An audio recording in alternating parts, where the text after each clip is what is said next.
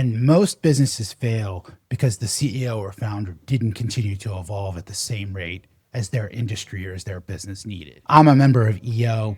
It's one of the most impactful things that I've done. You've got to find your tribe and find people to be around that can help you. Welcome to the Scalability Code, the podcast that helps you get out of the shit show and start growing your business. And now for your host, Matt Haney. All right, here we are on another episode of the Scalability Code. Today we're joined by Ethan Giffin. Ethan, thanks for joining us today. I have to start the episode by saying you are the first and only DJ I've ever had on the Scalability Code. And most importantly, Yacht Rock is my jam, and I love to jam to Yacht Rock. So we're going to get along just fine. We'll get to that. But thanks for joining us today. Yeah, absolutely, Matt. It's great to meet you, and thank you for having me on the show. I'm excited to chat today. I'm happy to chat about, not my primary focus, DJing. I'm always happy to chat about Yacht Rock and anything else business related. Love it, love it, love it. Well, we start all of our episodes the same way. We're encouraged during our introductions to get our introduction out, say who we are, do what we do, and then move on to the next topic. I don't want to do that. I want to hear about you and what you're doing in your background. And then the second part of that is I want you to think back to your earliest recollection, if you want to call it that, for all of entrepreneurship. And if there was anybody that stuck out to you, father figure, friend, cousin, pastor at church, whatever it is. So give us a little bit of your backstory and then maybe think about anybody that impressioned you in your career as an entrepreneur. That's a great question. So I'm Ethan Giffin. I'm CEO of the B2B Ecommerce Agency. We help mid-market manufacturers and distributors with e-commerce transformation, and we help them build private buyer portals so their customers can come in and buy from them. And I've been doing that for, well over 20 years at this point. I've been an entrepreneur, I would say, my entire life. And how it kind of got started was a couple things. First off, my uncle was a big executive at Sears and Roebuck, taking it back a bit. And he had that catalog, by the way, they revolutionized that Sears catalog. I still get to bring it up occasionally. That's awesome. And he had started in the Sears executive training program right after college and worked his way up to be, on one of the high floors of the Sears Tower. And I was always just so impressed by that. And then something kind of tragically happened. When I was 8 years old, my grandfather passed away, and he was a bit of a pack rat. So we went through a process to actually kind of clean out my grandmother's house, and help to kind of regain control. He was in insurance. He had an insurance practice. He had a bunch of businesses and things. So the house was kind of full with business machines and old metal desks and things that people pay a lot for these days. So we had a series of yard sales. And so I would love to be out there at 7 o'clock in the morning, setting up the yard sale. My grandmother would let me keep, what I would sell. And I would be, 8 or 9 years old, out there negotiating with 50-year-old men over the cost of a typewriter Will you take $9 for the typewriter, Ethan? How about $9? It was more like 50 cents. Will you take 50 cents for this or $5 for this?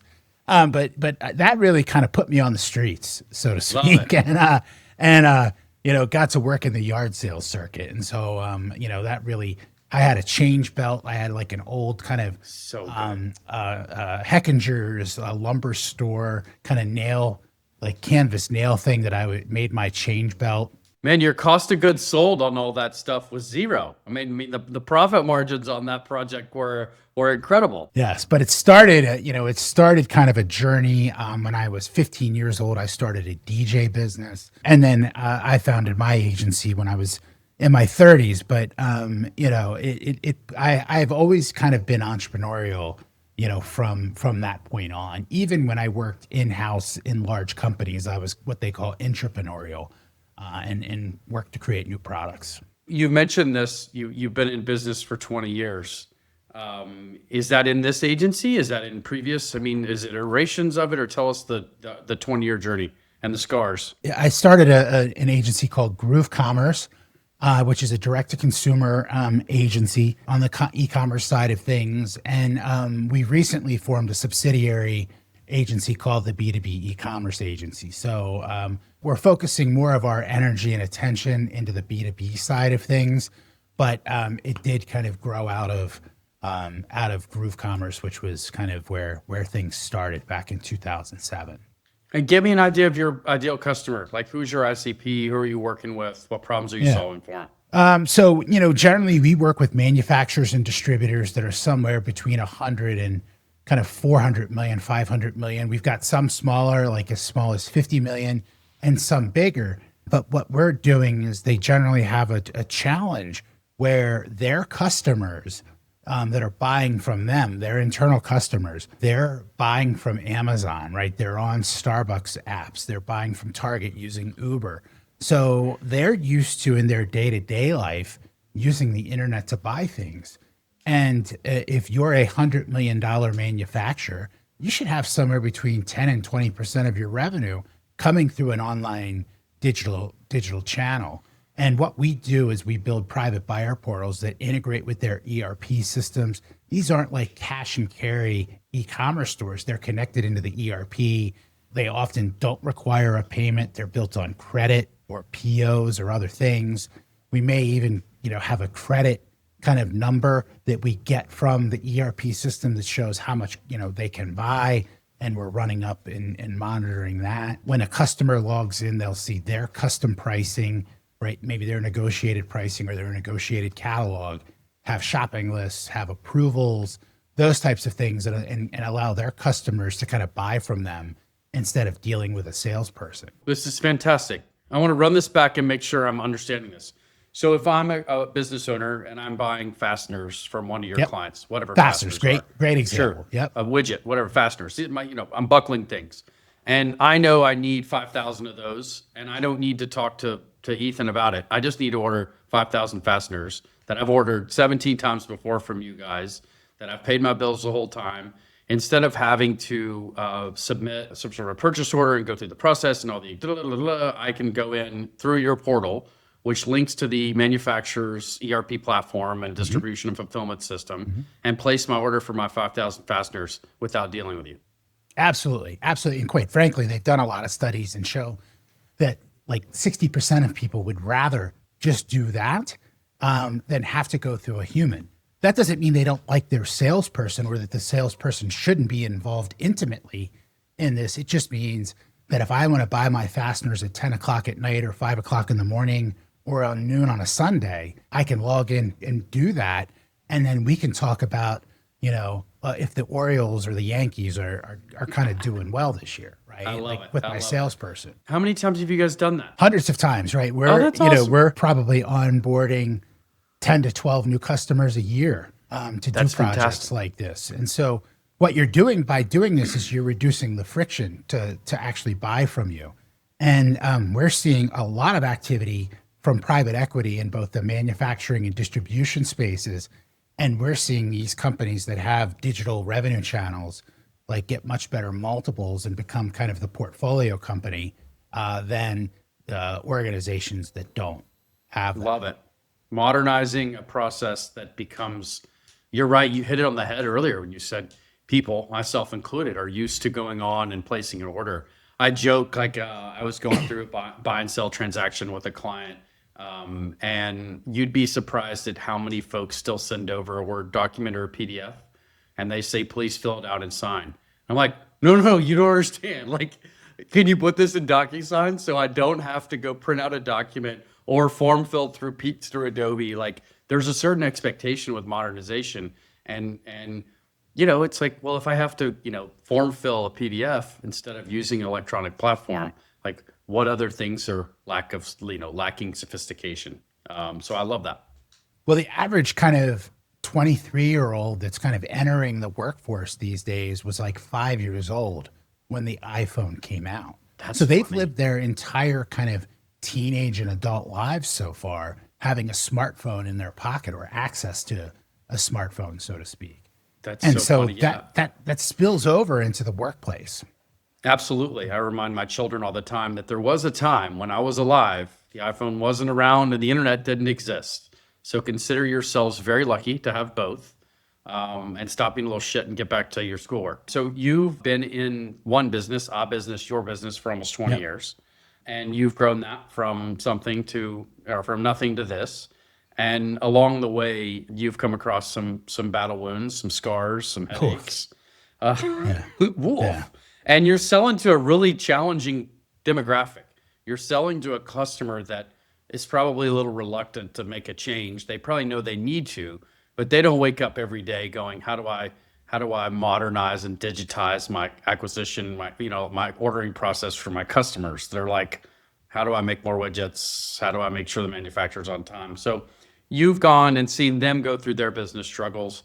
I want to pick a little bit at some of your struggles that you've seen over the years. This podcast is about scaling and growing businesses and the battle scars that are associated.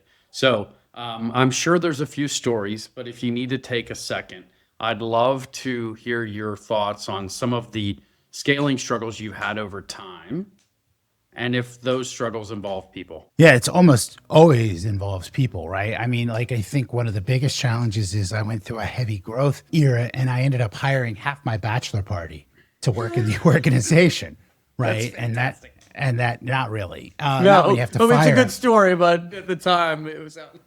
Yeah, not when you have to fire them. That created a lot of kind of mess and struggle along the way. I mean, I've got a lot of wounds over the last 20 years of both bad decisions I've made, uneducated decisions I've made, and also just kind of the market, and things kind of happening as well. So, I'm always trying to grow and evolve and kind of learn. I'm a part of an organization called EO, Entrepreneurs Organization.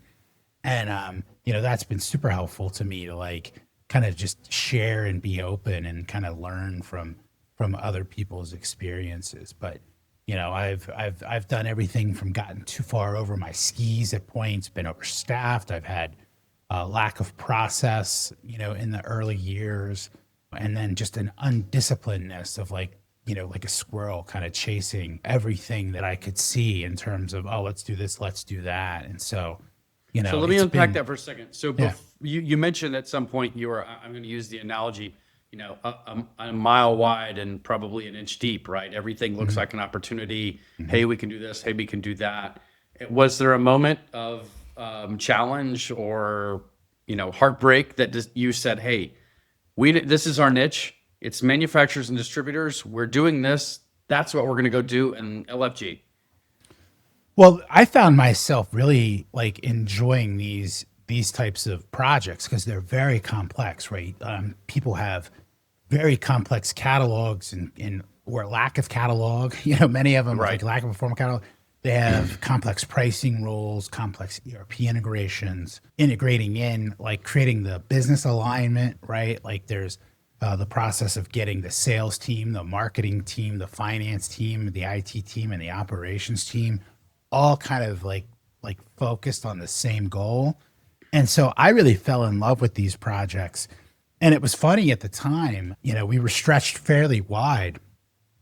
And I started watching this guy on YouTube that is a roofing consultant for roofing companies. And I'm like, oh man, that's like super intriguing to me. I was telling people, oh, if I could come back again, I'd start a roofing company or a deck company. But what I really meant by that was that I have no business building roofs, by the way. But what I really meant by that was I loved how kind of thin and deep that those types of businesses were, right? And it's subject matter expert in a subject. He is a mile deep and an inch wide. Knows everything about roofs, but doesn't know shit about digital marketing. Right. And, and then they'll go open a deck business or a window business and maybe all three. But they figured out how to sell it. They figured out how to get customers onboarded, have a quality product with a guarantee and a signature system, and then, make sure they're happy at the end. And to me, I was like, I wanted to take all of my kind of intellectual property, all of my IP, and layer that over it. And that's what we did, right? We have a fantastic signature system, the B2B Ecommerce Blueprint, that shows kind of what a 3-year to go from zero to kind of having a full digital, like very mature digital revenue arm within the business put together. We handhold folks.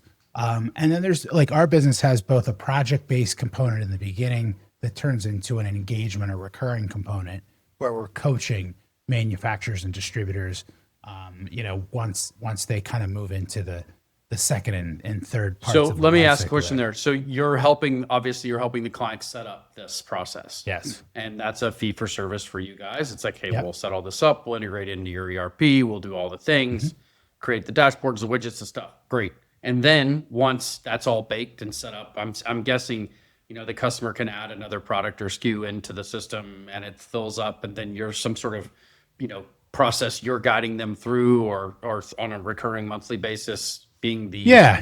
And we want to help them transform their business. We're not as much into the busy work of like helping them to add products to the catalog. We, of course, like do help some people do that. But legitimately what we're trying to do is we begin with our discover phase where we're figuring out what their customers look like, what the catalog looks like, what the ERP looks like. We're helping them kind of architect a game plan for that. Then we kind of go into our build phase where we're actively building that project for them. That takes somewhere between 6 to 10 months. Then we get into our pilot phase where we're helping them to pilot these buyer portals with a dozen or so of their top favorite clients who are open to helping them, kind of go through that beta process. Then we help them activate this with their entire customer base. That can take a year to really get all the customers kind of ordering on a regular basis through the system. And then it's our optimize part of the life cycle where we're helping them to maybe open new marketplaces or grow the existing revenue that's there. And so we're both a consultancy that does implementation services. And then we also have an annual in-person event called the B2B Ecommerce Summit, where we have everybody come into our spot in Baltimore. We have a Marriott hotel attached. And so we get a bunch of industry experts in. And so we kind of like it to be almost like a bit of a mastermind group with implementation. We want you to meet people. We want you to have, access to the people that are on my podcast, the people that are our kind of partners in the industry. And we want you to learn and grow by being a part of this. Right? Yeah. And What when a cool value add to a business that's solving several problems, but also creating a community around like-minded humans. You are listening to the Scalability Code. I'm your host, Matt Haney, founder of Sinclair Ventures, and we help visionary entrepreneurs like you get out of the shit show and focus on growing your business. We offer fractional COO and leadership coaching services that free up that brain of yours to focus on what's next. Learn more about us at sinclairventures.com. Now back to it. I manage people for a living. I'm guessing you do as well. Maybe not for a living specifically for you, but definitely for me. That's how I justify my existence in the world, is by holding leadership teams accountable to delivering against the goals. I want to understand some of your people. You mentioned earlier that you hired your bachelor party to go work for you.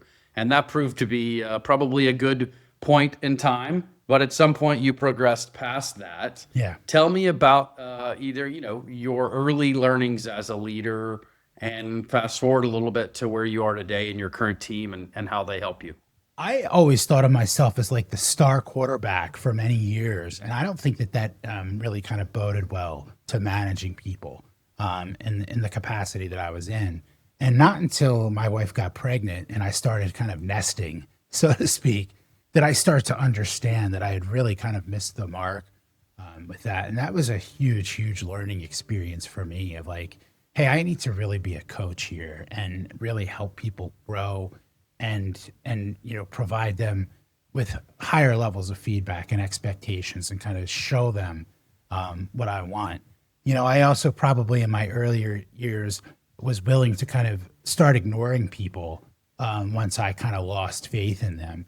And these days I really push myself to stop people and kind of like show them exactly what we're looking to achieve, with this. So we really want to get there in terms of that. So it's how can I help them grow and reach their goals. I sat down and was just kind of checking myself, and like thinking about like, have I really achieved what I want to achieve?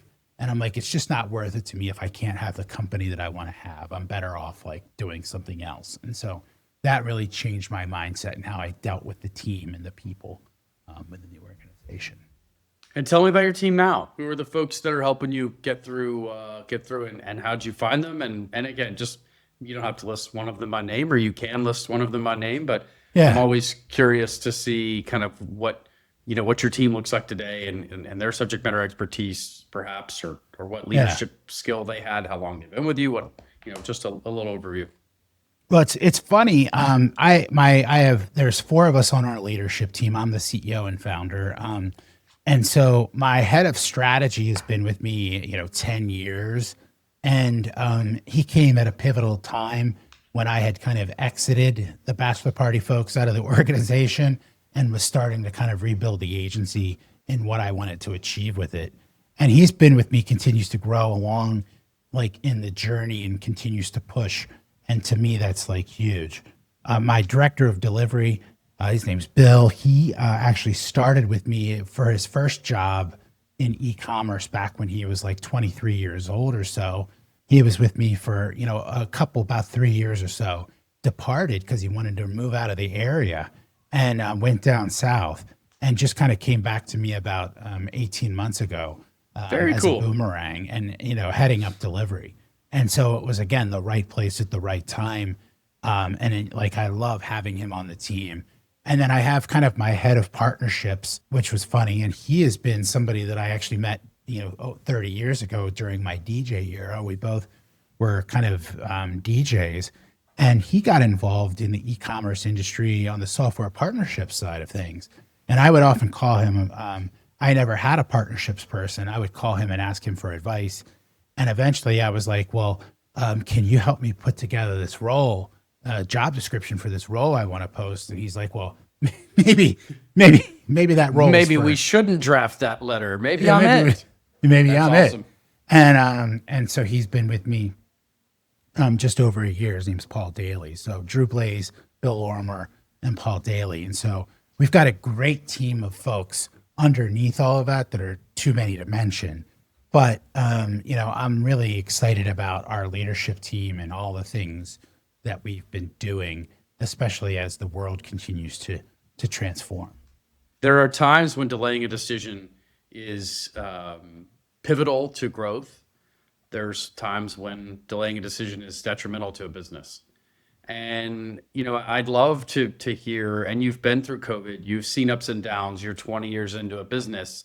There's obviously been some decisions you've delayed for good and bad, or right, one reason or another. I don't know if there's any decisions that come up, whether it's around people or process or growth or, narrowing down, whatever it is, where a delayed decision has been either A, impactful, or B, detrimental, and share a little bit about that. I think I've been on both sides of that, I would say is pretty common, but, I've probably allowed some people to stay around in the business that did more harm than good, right? And so that has been challenging. Also, other times I've kind of said, hey, I need to sit back and think on this. Maybe I shouldn't progress forward and wait and kind of see, which is hard. I've got ADHD, which is hard to kind of wait and see at times. But those kind of things have helped me to maybe also chill if I've gotten angry or maybe I shouldn't send that email, so to speak. That is always a learned skill. I find myself with a growing drafts folder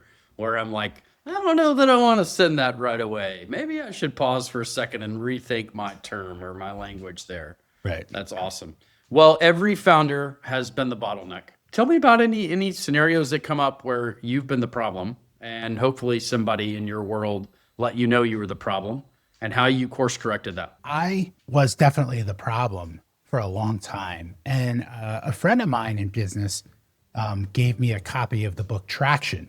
And so that really kind of helped me understand that I'm really the problem. And so understanding how to kind of get out of the way of that, I try to be very self-aware of. There are times where, the final decision's with me, but I try to be very self-aware of when I'm the CEO kind of stepping in things that maybe I shouldn't be stepping in. I don't mess with our delivery schedule or our delivery people. I don't mess with, certain aspects of the business that for people that are much more organized than me. Now they have goals and metrics and things that they track. And as long as they're doing that, they have more leeway. But, I really have to be self-aware to get out of the way. I've seen so many businesses kind of falter or even go out of business because the CEO just won't get out of the way or won't let people make decisions and micromanage.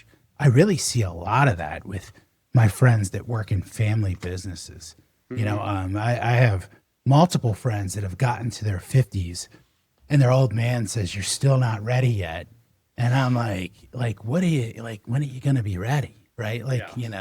They, sometimes it turns into a Game of Thrones where like the only way to kind of be ready is where you got to kind of stick the knife in your dad's back or parents' back to take control of the business in some way. And it's just, I find that really like weird to kind of work your best years and not have a succession or transition plan.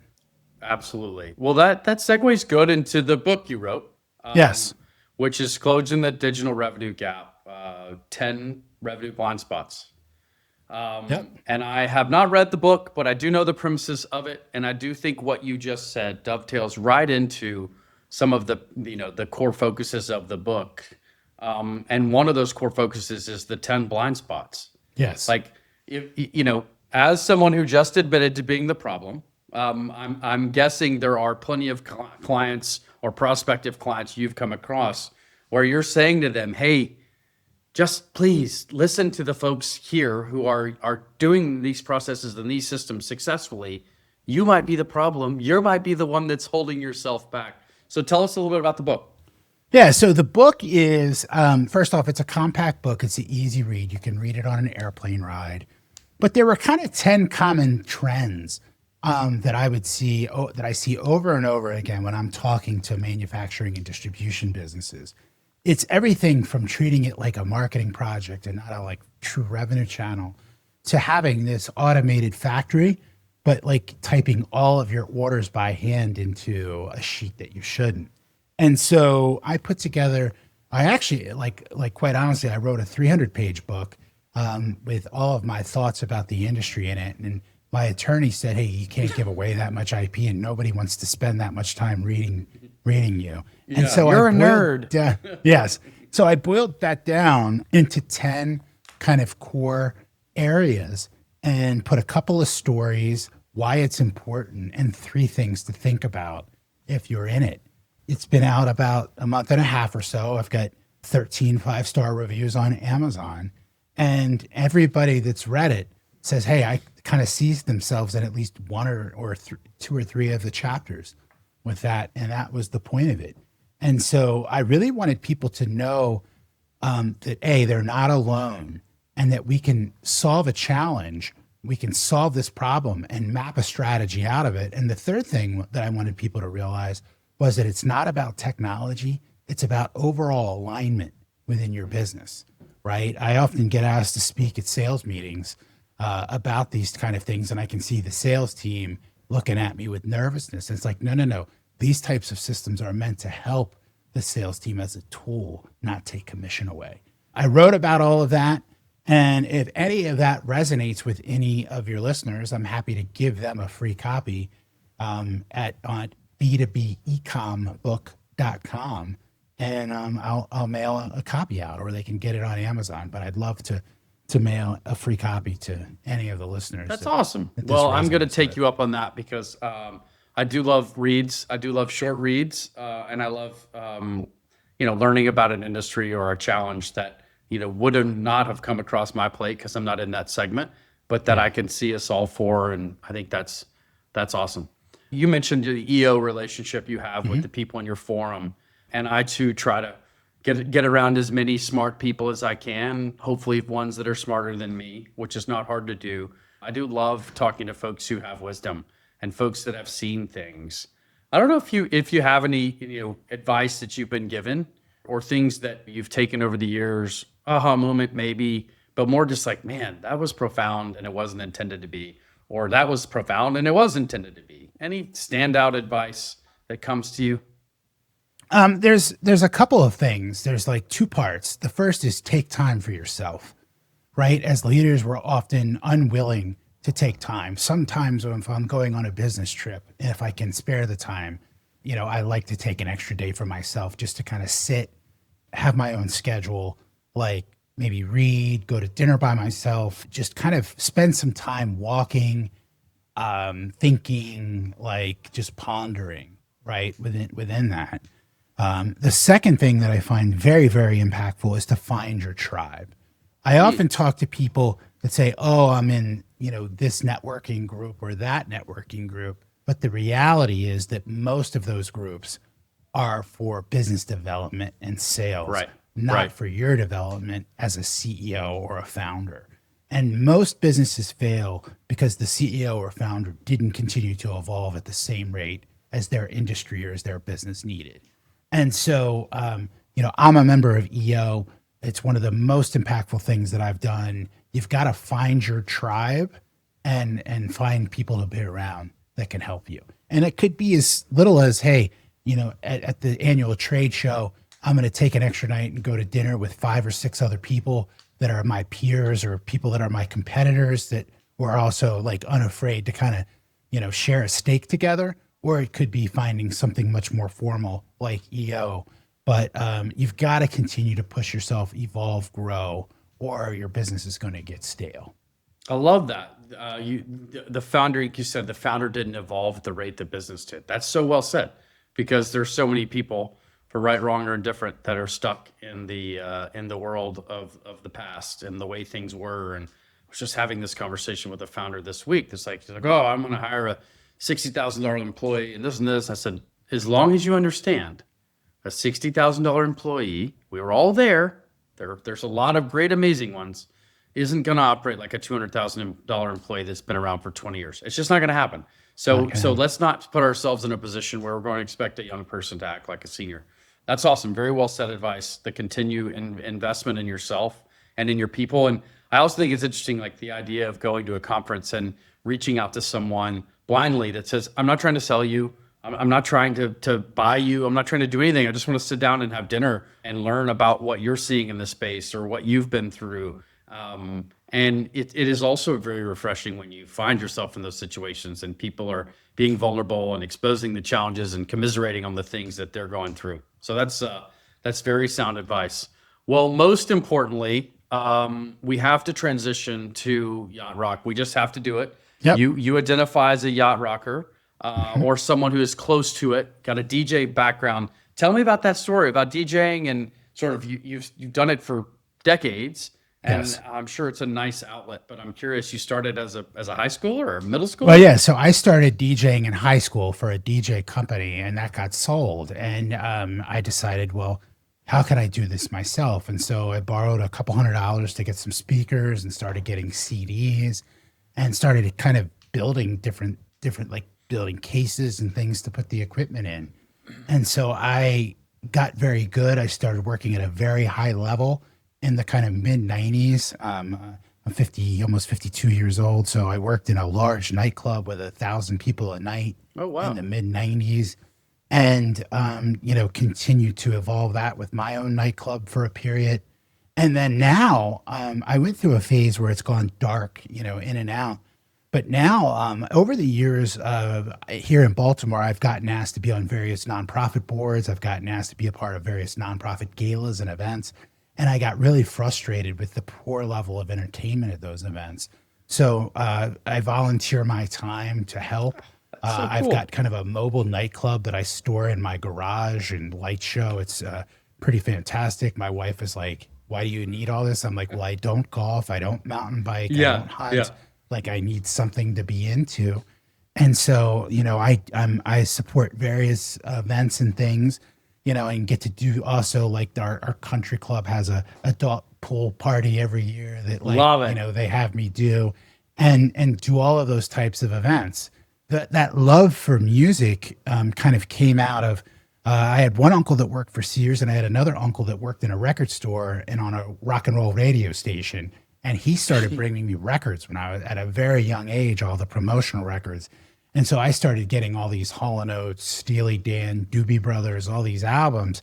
And it's kind of led to a lifelong affection for what they now call yacht rock. And so I also DJ yacht rock for folks. And I've got some friends that are in a pretty popular yacht rock band called the Yacht Rock Review. Highly recommend you go see them. Yes. Yeah, they did our wedding and they actually That's did so cool. my company's fifth birthday party back when they were very early in That's their so journey. awesome. And so And they're touring, right? I think they're coming everywhere. through. Yeah, they're filling That's fantastic. 5,000 seat arenas. And So so, my wife and I, we like to attend a handful of shows every year, and we're great friends with those guys, and we really support them. So my main company started out, I called it Groove. Everything's very music related. It's been a fun journey for me to be a part of. And also, if the world ends, and we go into if the zombies come, I know I can open some kind of roadside jukebox joint where people can come and have a drink and enjoy listen to music. enjoy a groove. All right, let's close out with this. Your favorite Yacht Rock song or favorite Yacht Rock song to play? I'm going to tell you mine while you think. I think What a Fool Believes by the Doobie Brothers. Michael McDonald, incredible guitar, our keyboard player, and one of the most entertaining guys to hear. And I think his voice got better over time. And then I also, Rosanna is a good one for me. Toto. Yeah. Two really good, vibey. Any young people or old people, someone's going to enjoy one of those two. Yeah. First off, all on point. I love Toto. Huge Toto fan. They played so many, like the guys in Toto were on so many records people just don't even realize. And then What a Fool Believes, I was able to go see the Doobie Brothers with Michael McDonald in Nashville a couple of years ago. That was fantastic, and I cried when they played it. My wife was like, "What's going on?" I would say my favorite Yacht Rock song is "I Can't Go for That" by Hall & Oates.